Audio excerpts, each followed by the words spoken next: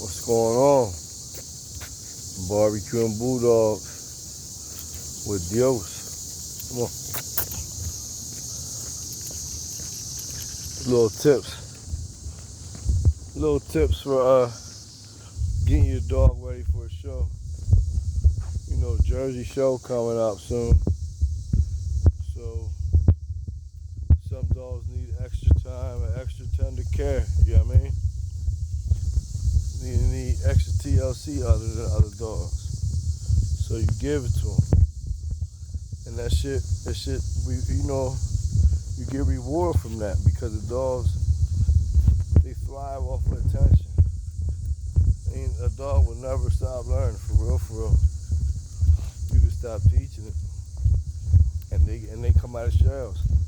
Zebo, he right here, he used to be scared of cars and he even walked slow. Now he's starting walking a little bit faster. He's not as shy to cars. But you put that time in. It's been like a year that I've been working on that. And he hasn't really had much time because we have other things going on. But when you go back to it, the dogs remember and they flourish.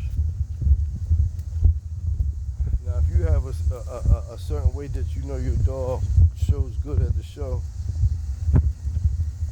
two things you gotta worry about is your feed, and that includes like the vitamins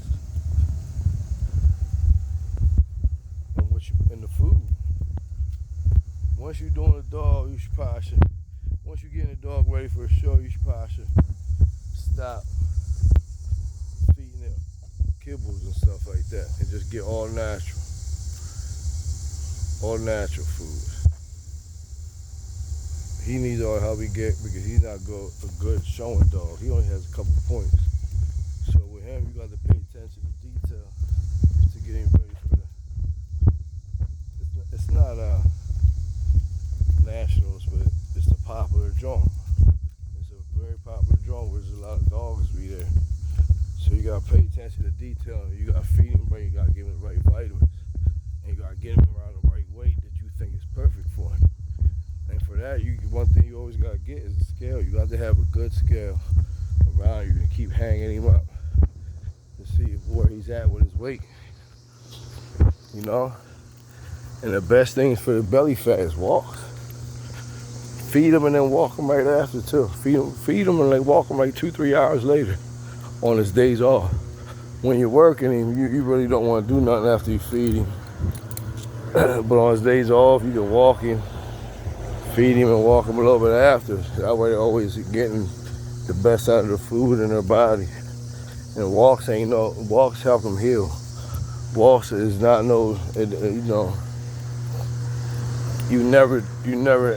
walks never harm you. Unless you walk him on some shit to fuck his feet up, but you benefit from walks. Ain't nothing bad about walks. You know what I mean? It's just, there's motherfuckers that did a whole keep just by walking. You know? When you do that, you gotta be up to 25 to 30 miles though. You can't be doing those 10, 15 miles thinking you know you're doing good. See, that's what I mean by slow walking. You know what I mean? But again, vitamins too. Fish oil. Vitamin C, you can get real oranges, real raspberries, shit like that ain't gonna poison him, you know what I mean? Vitamin D, vitamin C, calcium, B vitamins, B12. There's food for all that. Don't worry, don't rely completely on supplements and pills. Yeah, smokers thought I was out there hustling. That's crazy. They even think I still hustle. I don't hustle no more. Leave me alone. Anyway, motherfucking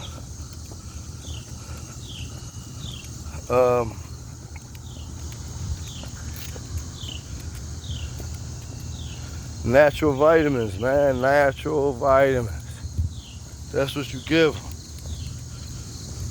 natural foods. That's gonna save you a lot from running hot.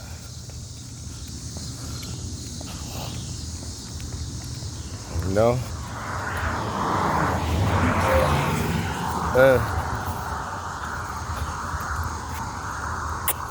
She still ain't getting scared, so you good. Natural vitamins, man. And keep you a good scale. And walks. That's the tip for the day, man, because a healthy dog is better than an overworked dog or an unhealthy dog. So as long as you keep them walks good and that feed good and that natural vitamins good, your dog gonna be good. Another question. When's too early to pick your hound up? Or is it too early? Or is it never too early?